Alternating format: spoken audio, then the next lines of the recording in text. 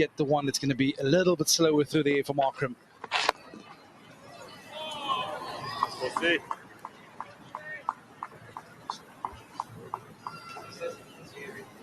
Yeah, that one just a touch slower. The variation that he was after, perhaps it's not the length. Oh, he's into his first over, or his second over, pardon.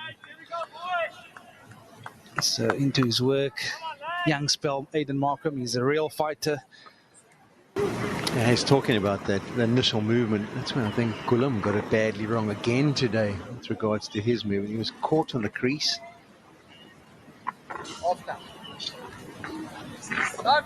I think so. Also, he didn't get anywhere near into the right position. Just have a look at this dismissal.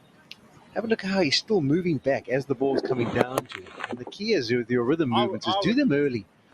That's fine, get them out the way. But have a look how he's still going on backwards. And then as far as the front foot, he doesn't even get up in front of the popping crease. Look where he makes contact with his ball. It's a genuine full-length delivery. And he's absolutely nowhere.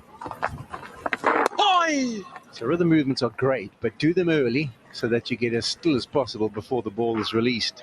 You can't be moving in one direction when you have to go back in another direction and the ball's halfway down.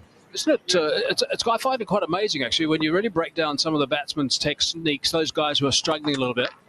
It's amazing how many guys are actually on the move as a ball is released, and they haven't got their trigger movements in sync and haven't gone through their trigger movements early enough. Yeah, the ball's been released already, and look at that.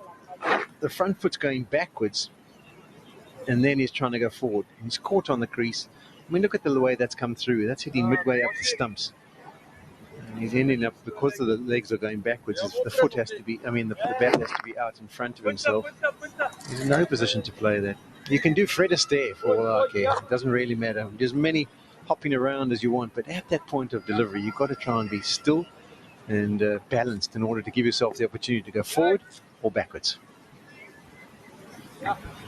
Yeah, as the ball is released, you've got to be set. You've got to be triggered to go then.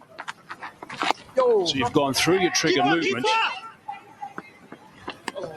And as the ball is released, then you're triggered to go. And Hashim Amla, who had quite extravagant movements before. But as he releases, we'll pause it. There. And now have a look at the movement that happens. The front foot still hasn't moved. It's now halfway down. We'll go back to that. Oh, it's good, Casey. It'll now be halfway down. His point of delivery. His back foot's still moving, so he has to move that back. Then the front foot has to move back. The ball's already pitching, and he hasn't even settled. Yeah, Casey. So often people will say, oh, but surely at this level you don't have to teach him anything technically. There's plenty of times. Yeah, he's still moving backwards. It's a genuine half volley-ish kind of length. And he's only just settled himself there as the ball pitches. No chance. Yay, Casey, you're ball. 296 for 3.